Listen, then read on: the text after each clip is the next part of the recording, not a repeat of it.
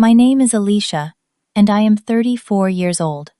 That rainy night when my husband abandoned me on a deserted road was the culmination of 3 years of escalating control. As I stood there, soaked to the bone 25 miles from home, I never imagined it would become my moment of liberation. When he drove away, leaving me stranded to teach me a lesson, he made his final mistake. He never expected what would happen next. Before I tell you how I ended up stranded in the pouring rain 25 miles from home, let me know in the comments where you are watching from. If this story resonates with you, subscribe to join our community of survivors who turned pain into power. I had always been career-driven. By my early 30s, I had worked my way up to becoming a marketing executive at Horizon Tech, one of the fastest-growing software companies in Seattle. My days were filled with strategy meetings, creative sessions, and the satisfaction of seeing my campaigns succeed. I loved my job and the independence it gave me. I met Garrett at an industry conference in Portland. I was presenting our latest campaign results, and he approached me afterward with thoughtful questions that showed genuine interest in my work. With his confident smile and attentive gaze, he seemed different from the networking opportunists I usually encountered at these events. "Your presentation was brilliant," he said. "The way you connected emotional storytelling with data analytics is exactly what my company needs." Garrett was the marketing director for a competing firm, slightly older than me, with a polished presence that spoke of privilege and success. He asked me to coffee, which turned into dinner, which turned into the most engaging conversation I had experienced in years. Our romance moved quickly. Within weeks, we were spending every weekend together, either at my apartment in Seattle or his luxury condo, with a view of Mount Rainier. He would surprise me with weekday deliveries of my favorite lunch during busy periods, or text me article links relevant to my projects. He seemed to understand the demands of my career perfectly. "I love how passionate you are about your work," he would say, massaging my shoulders after a long day. "We are going to be an unstoppable power couple." Looking back, there were subtle red flags I ignored. The way he would casually pick up my phone when it chimed with notifications. How he would question why certain meetings ran late. The slight tension in his voice when I mentioned male colleagues. "Just looking out for you," he would say when I called him on it. There are a lot of opportunistic people in this industry. I later learned that Garrett came from significant family wealth. His father owned a chain of car dealerships across 3 states, and he had grown up accustomed to getting whatever he wanted. His parents had high expectations and little tolerance for failure, shaping him into someone who presented perfect appearances while harboring deep insecurities. After 8 months of dating, he proposed during a surprise trip to Napa Valley. The ring was extravagant, the setting perfect. I said yes, without hesitation, believing I had found a true partner who valued my ambition as much as his own. Our wedding was an elaborate affair at one of Seattle's most exclusive venues. 200 guests, custom everything, and a honeymoon in the Maldives. I was so caught up in the romance that I missed how Garrett had taken control of most wedding decisions, gently overriding my preferences with better options. The shift after marriage was subtle at first. Garrett would call multiple times during my workday to check in. He suggested I copy him on my work calendar so we can coordinate better. When I would mention upcoming projects, he would frown slightly. "You are already so busy. Are you sure you want to take that on?" It was during this time that I first met Kyle. Our company had hired him as the new head of corporate security after a data breach. Tall, reserved, and intensely professional, Kyle implemented new security protocols throughout the building. During our first meeting, he barely smiled, focused entirely on explaining the security measures my team needed to follow. "Your marketing department handles sensitive product information," he explained. "You will need to be particularly vigilant." I remember thinking how different he was from Garrett. Where my husband was charming and expressive, Kyle was steady and economical with words. Little did I know how important he would become in my life. The first major argument with Garrett happened 6 months into our marriage. I had missed a dinner with his important clients due to a server crash that threatened to take down our company website.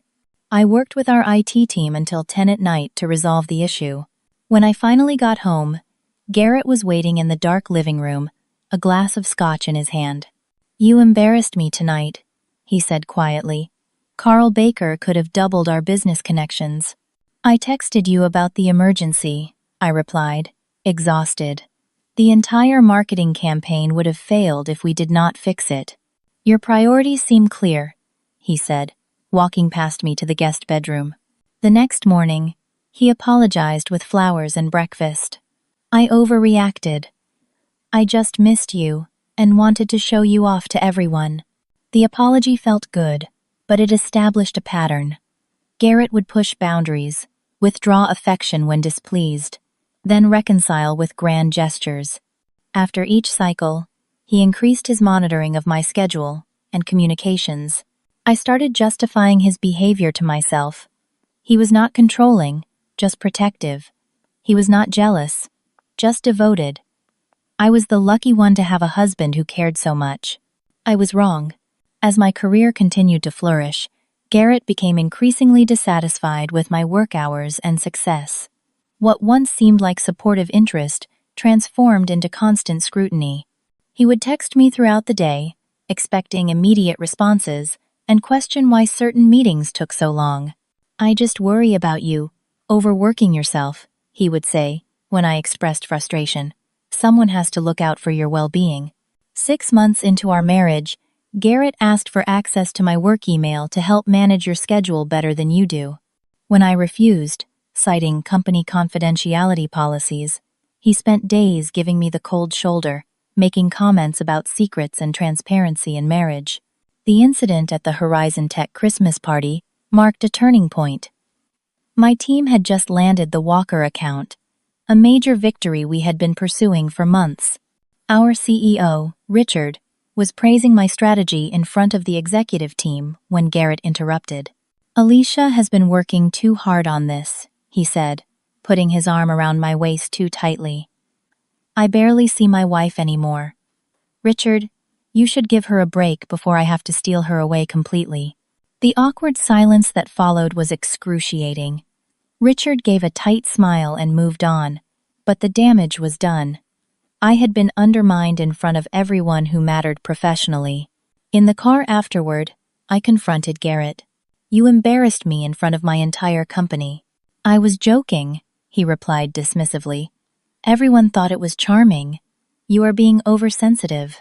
2 weeks later, I received the promotion to VP of Marketing. Instead of celebrating, Garrett questioned whether I had time for another demanding role and suggested I think about our future family plans before accepting. When I pointed out he had never mentioned wanting children immediately, he accused me of changing the agreement of our marriage. I accepted the promotion anyway. That night, Garrett did not come home until after midnight, claiming he needed space to think about our priorities. Garrett began subtly criticizing my friends and family. My college friend Jenna was too negative, my sister Alyssa was a bad influence with her divorce talk, and my mother Rose called too often. Each criticism came with suggestions to reduce contact. "I am just trying to protect our marriage from outside influences," he would say. Financial control came next. Despite my substantial salary, Garrett insisted on joint accounts that he primarily managed. He began questioning my purchases, from business clothes to birthday gifts for colleagues. "Do you really need another blazer?" he would ask. "That coffee shop appears on your statement 3 times this week." Then came the dinner party incident. We were hosting his business associates at our home. I shared an amusing client story, and everyone laughed. Everyone except Garrett, who fixed me with a cold stare. "Alecia has a habit of interrupting more important conversations," he said to the table. "She gets overexcited and forgets her manners sometimes." The room went silent. His friend Victor looked uncomfortable while his wife glanced at me sympathetically. I excused myself to the kitchen, fighting back tears as I prepared dessert. Around this time, Kyle, the security director, implemented new protocols requiring executive staff to have personal safety consultations. During our private meeting, he remained professionally distant but thorough. Executive positions sometimes attract unwanted attention, he explained. We need to discuss how you protect your personal information and physical safety. I found myself sharing more than necessary about my home life, something about Kyle's steady presence, making it easy to talk. He listened without judgment, asking clarifying questions about my security practices. Your personal safety matters beyond this building, he said before I left. Remember that. The situation with Garrett escalated when he discovered text messages from male colleagues on my phone. One evening, I returned from a shower to find him scrolling through my conversations. Who is Thomas? Why is he texting you at 9 at night about presentations? His voice was frighteningly calm. He is the new product manager. We have a joint presentation tomorrow, I explained, feeling violated by the invasion of privacy. You should have told me, he said, throwing the phone onto the bed. No more secrets. The next day, Garrett had my car fitted with a GPS tracker for safety reasons. He began texting me when I deviated from my usual routes, calling if I was not home exactly when expected. I worry when you are late, he would say. Is it wrong to care about my wife's whereabouts? We had planned a weekend trip to Portland for our anniversary. I had packed my bags the night before, excited for a break from the tension. When I came downstairs in the morning, Garrett was unpacking my suitcase. The trip is canceled, he announced, pulling out a cocktail dress I had packed. If you plan to wear this, clearly your intentions for this trip were not about us. That is for the dinner reservation you made, I explained, bewildered. I did not approve this, he said, gesturing to my carefully packed case. We will go when you can prioritize our marriage properly. As I watched him dismantle my belongings, a realization crystallized. Something was seriously wrong in my marriage. The man I had fallen in love with had been replaced by someone I increasingly feared. The situation took a darker turn when my mother fell ill with pneumonia. She lived in Portland, just a 3-hour drive away. But when I told Garrett I needed to visit her, his response was calculated. Your mother has always been dramatic about her health, he said. Let your sister handle it this time. We have the Wilson account presentation this week. When I insisted on going, he relented, but with conditions. I could only stay one night, and I had to call him every 2 hours. During my brief visit, he texted continuously, eventually calling the hospital room directly when I missed his check-in by 10 minutes. I was speaking with her doctor, I explained. You agreed to our communication terms, he replied coldly. After returning from Portland, I found myself becoming increasingly anxious.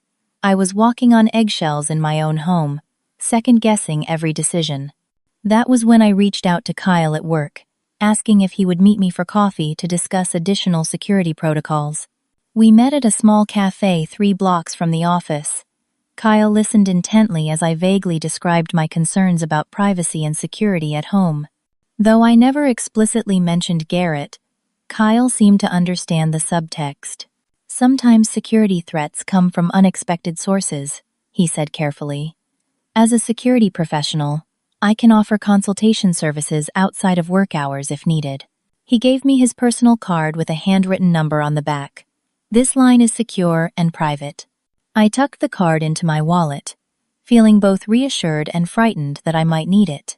That evening, Garrett found the receipt from the cafe in my purse. Coffee with Kyle Matthews, he read, his voice dangerously quiet. Our company security director. Are you having an affair, Alecia? It was a work meeting about new security protocols, I explained, trying to keep my voice steady. At a cafe instead of his office? Do you think I am stupid? He threw the receipt at me. No more private meetings with men. Period. The argument escalated until Garrett slammed my laptop closed so hard the screen cracked. Oops, he said with a cold smile. Looks like you will need to work from home tomorrow where I can keep an eye on you. That night, after he fell asleep, I began documenting everything. I created a password-protected file on my work computer and recorded dates, times, and descriptions of incidents. I also started secretly recording our conversations using an app Kyle had recommended for documentation of security incidents. Following Kyle's professional advice, I established emergency contacts and protocols. I purchased a second phone that I kept in my desk at work, programmed with essential numbers and the rideshare apps Garrett had deleted from my primary phone to save money. Garrett's verbal abuse intensified. When I questioned his decision to cancel my credit card without telling me, he launched into a tirade. "You are becoming unhinged," he shouted. "I am trying to protect our financial future from your reckless spending, and you treat me like a criminal. Maybe if you focused more on being a good wife instead of a corporate puppet, I would not need to make these decisions for you." I suggested marriage counseling, hoping a professional might help Garrett recognize his behavior. He initially refused, calling it outsider interference, but eventually agreed after I broke down in tears. We attended exactly 2 sessions before Garrett declared the therapist biased and unqualified after she gently questioned his need for control. "She obviously has an agenda against traditional marriages," he fumed as we drove home. "I am not going back to be vilified." My work became my sanctuary, but even that was under threat. A major product launch required late nights from the entire marketing team. Garrett began showing up at the office unannounced, bringing food to make sure you are eating, but really to survey who I was working with. The situation reached a breaking point when I discovered spyware on my phone that forwarded my messages to Garrett and tracked my location. I found it only because Kyle had implemented a company-wide digital security training that included checking personal devices for unauthorized apps. "This is serious," Kyle said when I showed him privately. "This type of surveillance is not just invasive, it is potentially illegal." He helped me secure a new phone through the company's security protocol and showed me how to protect my digital privacy. More importantly, he helped me create a safety plan. "If you ever feel unsafe, you need immediate options," he explained, showing me how to program emergency contacts with single-button activation.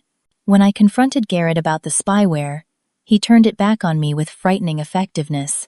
"I installed it because I suspected you were cheating," he said. "And clearly, I was right. Why else would you be so secretive with your security boyfriend?" "Kyle is a colleague helping with company-mandated security," I insisted. "Lie to yourself if you want, but do not lie to me," Garrett responded with terrifying calm. That night, I broached the subject of separation for the first time. The rage in Garrett's eyes made me step back, but it quickly transformed into tears. "I am under so much pressure at work," he sobbed. "My father is threatening to cut me out of the business if we do not hit targets this quarter. I know I have been difficult, but I cannot lose you too. Please, I will change. I will get help." Against my better judgment and Kyle's professional advice, I agreed to give him another chance. It was a decision I would soon regret. 3 weeks after Garrett's tearful promises, nothing had changed except his tactics. Instead of obvious control, he employed guilt and manipulation. When I mentioned my concerns, he would remind me of his vulnerability in sharing his work stress, making me feel cruel for attacking him during a difficult time. The incident that finally ended our marriage began with a dinner for an important potential client, Maxwell Richardson. Garrett had insisted on attending, despite my reservations. "As your husband, I should be there to support you," he said, though his tone suggested surveillance rather than support. The dinner started pleasantly enough at Seattle's most exclusive steakhouse. Maxwell brought his wife Stephanie, and initially, Garrett was charm personified. But as the evening progressed and the business discussion deepened, Garrett began interjecting with increasing frequency. "Alecia tends to overcomplicate these strategies," he said after I explained our marketing approach. "The simpler solution would be..."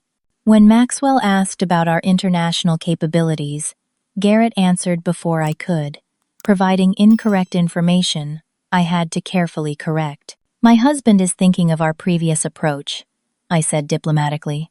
"Our current global strategy has evolved significantly." I could feel Garrett's anger simmering beside me. When the dessert arrived, he placed his hand on my thigh under the table, squeezing painfully hard while maintaining a pleasant expression. I knew what that meant. I was in trouble. The drive home began in tense silence. We headed east on Interstate 90, the route taking us through increasingly remote areas as we approached our neighborhood in the foothills. Rain had started falling, light at first, then becoming a torrential downpour that matched the atmosphere in the car. "You contradicted me 5 times," Garrett finally said, his knuckles white on the steering wheel. "I needed to provide accurate information," I replied, trying to remain calm. "Maxwell is considering a 7-figure contract. You made me look like an idiot," he said, accelerating dangerously on the wet road. "Is that your goal now? To humiliate me?" My phone rang. The display showed it was Kyle. Under normal circumstances, I would have let it go to voicemail given Garrett's mood. But our company was in the middle of implementing new security protocols after a suspected breach attempt. "I need to take this. It could be about the security alert from earlier," I said, answering before Garrett could object. "Alecia, we have confirmed unauthorized access attempts to the marketing server," Kyle said. "We need to verify you have not shared your credentials with anyone, even family members." I felt Garrett watching me, listening to every word. "No, I have not shared my login information with anyone," I replied professionally. "Is someone with you right now?" Kyle asked, his security training detecting something in my voice. "That is correct," I answered, trying to keep my tone neutral. "Are you in a safe situation to talk?" "No, not at the moment." There was a brief pause. "Understood. Please call the security desk when you can speak freely. This is priority level 2. As I ended the call, Garrett swerved the car violently to the shoulder of the road, the tires skidding on the wet asphalt. "That was him? Was not it? Your security boyfriend checking in?" His voice had taken on a frightening edge I had never heard before. "It was about a security breach at work," I explained. "We have sensitive client data." "Stop lying," he shouted, slamming his hand on the dashboard. "I saw how he looked at you at the company picnic. I am not blind." He pulled back onto the highway, driving even faster now, windshield wipers struggling against the downpour. "You have been undermining me for months," he continued, his words coming faster, making me look incompetent at work, spending nights at the office, secretive phone calls. "Do you think I am an idiot?" The rain intensified, making it difficult to see the road ahead. We were now on a rural highway, surrounded by forest, at least 25 miles from home. No streetlights, no nearby buildings, just darkness and sheets of rain. Garrett suddenly slammed on the brakes, pulling onto a gravel turnout barely visible in the storm. The sudden stop threw me forward against my seatbelt. "This ends now," he said, turning to face me fully. "You are going to quit your job, cut all contact with Kyle, and recommit to this marriage on my terms." I looked at my husband, seeing him clearly perhaps for the first time. The charming man I had married was gone, if he had ever truly existed. In his place was someone consumed by insecurity and the need for control. "No," I said simply. The single word hung between us. Garrett looked genuinely shocked, as if the possibility of refusal had never occurred to him. "What did you say?"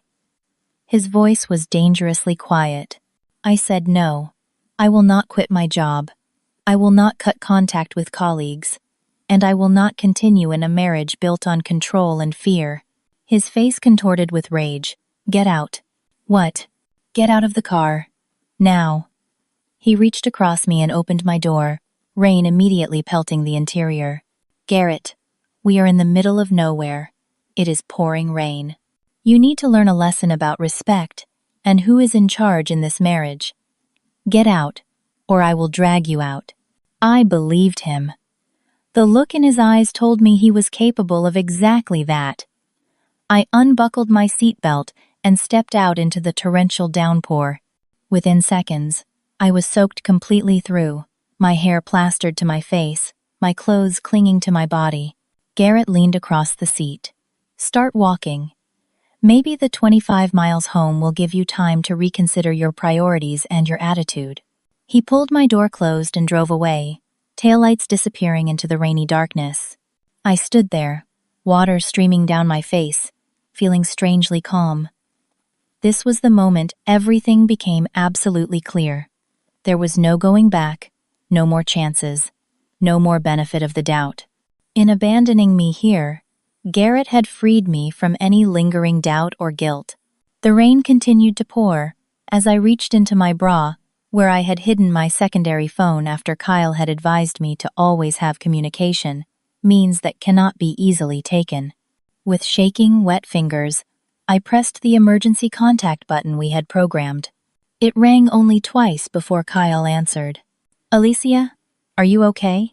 Garrett left me on Highway 18, about 25 miles east of the city, I said, my voice surprisingly steady. "I need help." "Are you injured?" "No, just soaked and stranded." "I have your location from the signal. Stay exactly where you are. I am 15 minutes out." I stood in the relentless rain, watching occasional cars speed by, none stopping. Exactly 12 minutes later, headlights approached and slowed. A black Ford truck pulled onto the gravel turnout, and Kyle stepped out, dressed in all-weather gear and carrying a large umbrella. He approached calmly, professionally, extending the umbrella over me without invading my space. "I have dry clothes, water, and a thermos of hot coffee in the truck," he said, as if rescuing stranded executives was an everyday occurrence. "Are you certain you are not hurt?" I looked up at him. This man who had never been anything but professional and respectful, who had prepared for this emergency without ever making me feel weak for needing help. For the first time in months, I smiled genuinely. "I am okay now," I said. As we walked to his truck, my phone buzzed with text messages from Garrett. "Have you learned your lesson yet? Are you ready to apologize? Where are you? Answer me." I turned off the phone and climbed into the warm, dry safety of Kyle's truck, knowing Garrett had just made his last mistake in our marriage. Kyle drove steadily through the storm, the windshield wipers creating a rhythmic backdrop to my racing thoughts. I had changed into the emergency clothes he kept in his truck, a simple set of sweatpants and a sweatshirt with the company logo, both several sizes too large, but wonderfully dry. "I am not taking you home," Kyle said, breaking the silence. "Based on standard security protocols for this type of situation, we need to secure you at a neutral location first." I nodded, realizing he was right. Going home to Garrett would be dangerous after what had just happened. "I have a corporate account at the Westlake Hotel downtown," he continued. "Security is excellent. Entries are monitored, and they have a no-disclosure policy for guests. Standard procedure." His professional demeanor was comforting. This was not personal for him, just another security situation he was trained to handle. There was no pity in his manner, just competence. My phone had been buzzing continuously.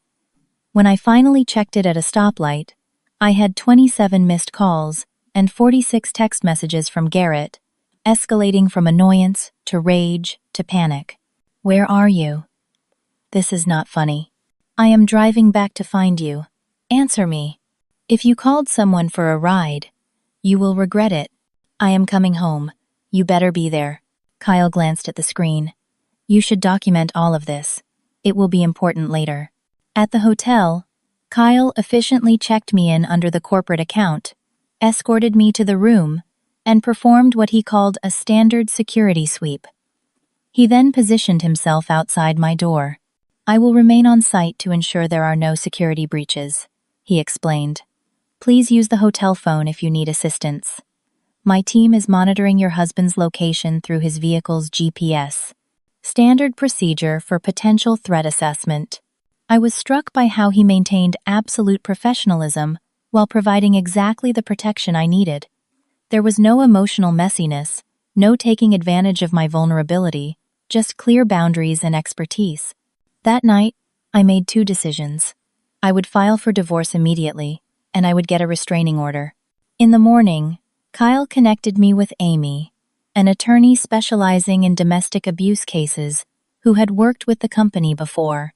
She arrived at the hotel with paperwork already prepared. "Based on what Kyle briefed me about, we have grounds for both an emergency divorce filing and a temporary restraining order," she explained efficiently. The abandonment incident alone qualifies as endangerment, but from what I understand, there is more. I spent the next 3 hours detailing every incident of control, monitoring, isolation, and verbal abuse. Amy recorded everything, occasionally asking clarifying questions while maintaining a composed, professional demeanor similar to Kyle's. "We need to retrieve your essential documents and personal items," Amy said when we finished.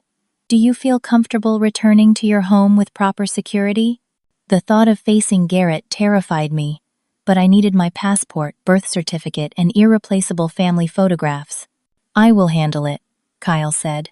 "We can send a security team during business hours when your husband is likely at work." Kyle personally led the retrieval operation the next day. What they discovered shocked even him. Hidden cameras had been installed throughout our house, including in the bathroom. Spyware had been placed on every digital device. My personal documents were locked in a safe I did not know existed. "This level of surveillance indicates significant escalation beyond what you described," Kyle noted, documenting everything with photographs. "It substantially strengthens the case for the restraining order." Meanwhile, Garrett had discovered I was not coming home. He tried to freeze our joint accounts, but thanks to Amy's foresight, I had already transferred my portion of our savings to a new account the previous afternoon. What he did not know was that I had maintained a separate account all along, following Kyle's security advice months earlier about maintaining independent financial resources as basic security protocol. The confrontation came when Garrett appeared at my office, demanding to see me. Security had been briefed and intercepted him in the lobby. "Sir, you are not authorized to access this floor," the guard informed him. "My wife works here. I need to speak with her immediately," Garrett insisted, his voice carrying across the lobby. "I apologize, but we cannot allow you access without proper clearance," the guard responded calmly. "Do you know who I am?" Garrett shouted, creating a scene. "Call Alecia right now." I watched the security feed from my office, Kyle standing silently beside me. "This is standard behavior for individuals exhibiting controlling patterns when they feel their control slipping," he commented dispassionately. Documentation continuing. Garrett was eventually escorted from the building, shouting threats and accusations. The entire incident was recorded by security cameras and added to our growing file. The restraining order hearing came 3 days later. Amy had prepared meticulously, organizing evidence including text messages, emails, witness statements from colleagues, security footage, and photographs of the surveillance equipment found in our home. Most damning was the discovery Amy's financial investigator had made. Garrett had been systematically siphoning money from my inheritance into accounts I could not access. He had essentially been stealing from me while controlling my spending. Garrett appeared in court with his own attorney, portraying himself as the concerned husband of a wife having a mental breakdown and an affair with her workplace security director. My client was merely trying to protect his wife from her self-destructive behavior, his lawyer argued. The security measures were installed out of concern for her well-being during a period of erratic conduct. The judge, a stern woman in her 60s, reviewed the evidence silently. When she looked up, her expression was resolute. "Based on the preponderance of evidence, this court grants the temporary restraining order for a period of 90 days, she declared. The respondent is to remain at least 500 feet from the petitioner's person, residence, and place of employment. Furthermore, all surveillance equipment must be removed from the marital home within 24 hours, supervised by court-appointed personnel." Garrett's face registered shock, then fury. He had genuinely believed his performance as the concerned husband would work. As we left the courtroom, he called out, "This is not over, Alecia. You have no idea what you have done." 2 security officers stepped between us as Kyle efficiently ushered me to a waiting car. News of our separation spread quickly. Garrett launched a calculated smear campaign, telling mutual friends I was having an affair with Kyle, that I had become unstable due to work pressure, that I had abandoned our marriage without warning. Some believed him. Others, particularly women who had observed his behavior at social gatherings, reached out to offer support. I relocated temporarily to a secure apartment building where several executives lived, with comprehensive security systems and restricted access. The company covered the cost as part of their executive protection program, according to Kyle. That first night in my new apartment, with secure locks, monitored entrances, and the knowledge that Garrett could not reach me, I slept peacefully for the first time in years. The rain that had soaked me on that rural highway had washed away the last of my doubts and fear. I was finally free. Returning to work with the weight of Garrett's control, lifted from my shoulders, felt like breathing fresh air after years in a stuffy room. My team had been briefed only that I was dealing with a personal security situation, but their support was evident in small gestures, from coffee left silently on my desk to offers to handle evening presentations so I could leave before dark. Kyle had implemented new security protocols throughout the building. My office access now required biometric verification, and security personnel discreetly monitored the lobby and parking areas. These measures were presented as general upgrades, rather than specific to my situation, preserving my privacy while ensuring my safety. Garrett, however, was not giving up easily. He violated the restraining order 3 times in the first month. First, by sending flowers to my office with a card reading, "I forgive you. Come home." Then by appearing in the coffee shop across from our building, staring at me through the window until security intervened. Finally, by waiting in the parking garage until a security officer spotted him. Each violation was documented, photographed, and reported to law enforcement and our attorney. Amy explained that this pattern was typical. "Abusers often escalate when they lose control," she said during our weekly update meeting. "Each violation strengthens our case and extends the restraining order. We are building a comprehensive record." Kyle continued to provide professional security support, maintaining strict boundaries despite Garrett's accusations of an affair. He never commented on the personal aspects of my situation, focusing solely on security protocols and threat assessment. "Your ex-husband's behavior fits established patterns," he would say, reviewing incident reports. "We can anticipate and mitigate based on known escalation trajectories." His matter-of-fact approach helped me separate emotion from strategy, a distinction that proved crucial in the months ahead. Gradually, I began reconnecting with friends Garrett had isolated me from. My college roommate Jenna flew in from Chicago for a weekend, horrified by what I had endured. "I knew something was wrong when you stopped calling," she said over dinner in my secured apartment. "You used to tell me everything, and suddenly your texts were so brief and formal. I should have pushed harder." "Garrett had convinced me you were too negative," I admitted. "He would check my phone after we spoke and critique everything you said." Reconnecting with my sister Alecia proved equally healing. She had divorced her own controlling husband 2 years earlier, which explained why Garrett had been so determined to limit our contact. "He recognized me as a threat," she said when I explained his tactics. "I would have seen through him immediately." The most emotional reunion was with my mother. Her pneumonia had worsened after my brief visit, requiring hospitalization. I later discovered Garrett had intercepted messages about her condition, shielding me from unnecessary stress while preventing me from being with her. When I finally visited her in Portland, spending a full week in her home with a security detail discreetly stationed outside, she held me and cried. "I knew something was wrong," she said. "You sounded so different on the phone. So careful about what you said. Why did not you say anything?" I asked. "I tried, sweetheart. 3 times I tried to talk to you about it, and each time you defended him so adamantly, I became afraid of pushing you further away. That is what these men do. They isolate you and make you defend them to everyone who loves you." As divorce proceedings began, more disturbing financial misconduct came to light. Garrett had not only diverted my inheritance, but had taken out loans in my name and maxed out credit cards I did not know existed. Amy's financial forensic team uncovered evidence that he had done similar things to a previous girlfriend, though they had never married. "Financial abuse leaves a paper trail," Amy explained. "It is often the most concrete evidence we can present in court." Garrett's parents attempted to intervene, inviting me to lunch to discuss reconciliation options. I declined through Amy, maintaining the boundaries the restraining order established. They then tried coming to my office, only to be turned away by security. "Your husband made some mistakes, but destroying your marriage is an overreaction," his mother Barbara said in a voicemail. "Every couple has problems. Running to lawyers instead of working things out shows immaturity." I deleted the message without responding, newly confident in my decisions.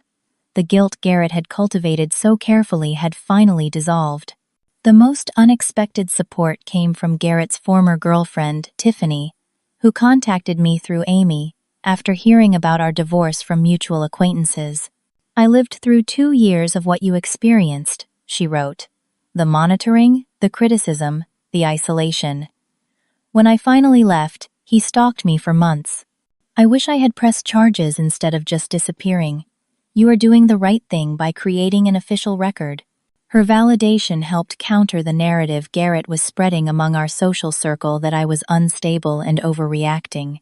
I began therapy with Dr. Eleanor, a specialist in recovery from controlling relationships.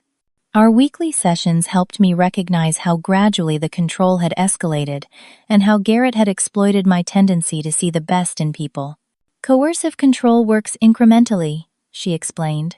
"Small boundary violations that seem insignificant in isolation form a pattern of dominance over time.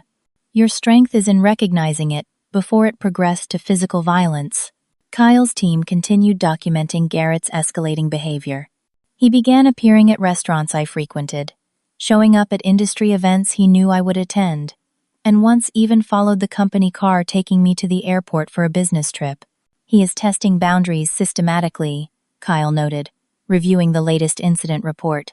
"Each encounter is designed to demonstrate your security measures cannot keep him away permanently." Despite Garrett's attempts at intimidation, I refused to withdraw from professional life. When our biggest client, Hamilton Industries, requested an in-person presentation for their board, Garrett somehow learned of it and contacted their marketing director, suggesting I was emotionally unstable and offering to step in himself. The marketing director, Deborah, called me directly. "Your ex-husband reached out with some concerning claims," she said bluntly. "I wanted to hear directly from you before making any decisions." I explained the situation honestly, without emotional embellishment. Deborah listened silently, then responded with unexpected support. "My sister went through something similar," she said. "We will increase security for the presentation and ensure he cannot access the building. The board is looking forward to your insights, not his." That presentation became a turning point. Despite knowing Garrett had attempted to sabotage me, I delivered the most confident pitch of my career. Hamilton Industries doubled their contract, and I was photographed with their CEO for the company newsletter. The article, highlighting the innovative campaign we had developed, was shared across industry publications. It was the first time in years I had appeared publicly without Garrett's controlling presence, and the liberation was exhilarating. Slowly, I began rediscovering interests and passions Garrett had dismissed as frivolous. I joined a hiking group that explored trails around Seattle, reconnected with my love of photography, and even took sailing lessons on Lake Washington. Each activity represented a piece of myself reclaimed from his control. When Christmas arrived, I chose to spend it quietly with my mother, rather than attending the usual round of social obligations Garrett had always insisted upon. We cooked together, watched old movies, and talked openly about the relationship patterns she had observed but been afraid to mention. "You are yourself again," she said, watching me laugh at a silly holiday movie we had loved since my childhood. "I can see it in your eyes." I realized she was right. The weight of constant vigilance, of monitoring my words and actions to avoid criticism, had lifted. I was rediscovering joy in simple pleasures without fear of judgment or retribution. The road ahead would still hold challenges, but for the first time since that rainy night on the highway, I felt completely certain that leaving Garrett had been not just necessary, but life-saving. 1 year after the night Garrett abandoned me in the rain, I stood at the window of my new apartment, watching another storm roll across the Seattle skyline. The parallel was not lost on me. Rain that had once symbolized one of the lowest moments of my life now represented cleansing and renewal. The divorce had been finalized 3 months earlier. Despite Garrett's attempts to drag out proceedings with unfounded accusations and financial obfuscation, Amy's meticulous documentation and the evidence of his financial misconduct had resulted in a settlement that many considered a significant victory. I recovered my diverted inheritance plus compensation for the fraudulent loans and damaged credit. More valuable than the financial settlement was the impact the public court records had on Garrett's carefully constructed image. The charming, successful businessman was revealed as manipulative and controlling. Several of his clients distanced themselves, and his father finally stepped in to remove him from leadership positions in the family business, requiring therapy and financial monitoring as conditions for continued employment. My professional life had flourished in the aftermath. 2 months after the divorce finalization, I was promoted to Chief Marketing Officer, the youngest in company history. The announcement generated industry attention, with several publications highlighting my innovative campaigns and leadership style. This promotion recognizes not just your exceptional marketing vision, but your remarkable resilience and integrity, Richard said during the private meeting where he offered me the position. The way you handled personal challenges, while maintaining absolute professionalism, speaks to your character. In my new role, I established a workplace support program for employees experiencing domestic abuse, partnering with local organizations to provide resources and confidential assistance. The program included security protocols, legal guidance, and emergency housing options, expanding the company's wellness initiatives beyond traditional benefits. The first time an employee used these resources to safely leave an abusive partner, I recognized that my painful experience had created something meaningful, a silver lining I had never anticipated. My relationship with Kyle had evolved from strictly professional to a respectful friendship. He remained head of corporate security, and we collaborated on expanding the safety program throughout the company. Contrary to Garrett's accusations, our connection had never crossed professional boundaries during my marriage or divorce. Security professionals maintain clear ethical standards. Kyle had explained matter-of-factly when I finally addressed the accusations directly. Exploiting vulnerable clients would violate every principle of the profession. His unwavering professionalism had been exactly what I needed during the crisis, establishing a foundation of trust that allowed our later friendship to develop naturally and appropriately. My advocacy work expanded beyond the company. I began speaking at business conferences about recognizing coercive control in professional settings, helping other executives identify warning signs in their own relationships or those of their employees. These presentations always focused on professional impact rather than my personal story, but the message resonated powerfully. After one such conference, a senior executive from a competing firm approached me privately. "You just described my daughter's marriage," she said quietly. "I have been concerned for months but did not know how to name what I was seeing. Thank you for giving me the vocabulary and resources to help her." These moments confirmed I was on the right path, transforming trauma into education that could prevent others from experiencing similar abuse. Therapy with Dr. Eleanor continued, shifting from crisis management to deeper healing. We explored the patterns that had made me vulnerable to Garrett's manipulation and developed stronger boundary recognition. "You are not responsible for what happened," she reminded me often. "But understanding your particular vulnerabilities gives you power to protect yourself in the future."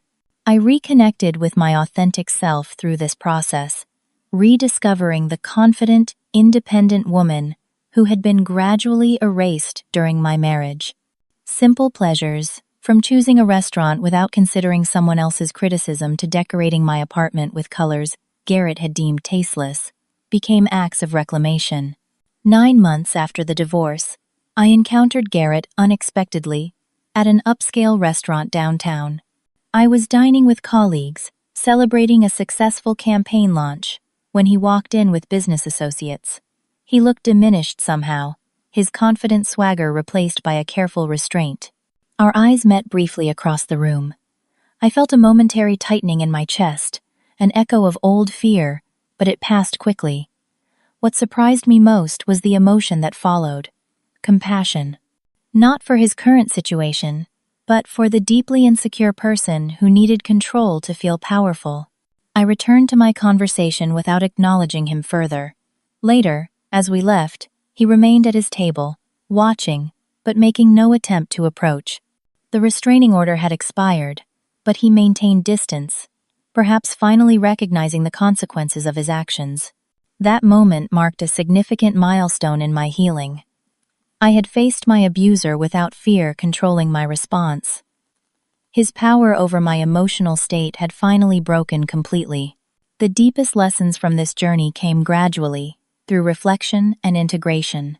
I learned to trust my instincts again, recognizing that the discomfort I had ignored early in our relationship had been wisdom trying to protect me. I learned that setting firm boundaries is not selfish, but essential for well-being and safety. Most importantly, I learned that vulnerability does not equal weakness.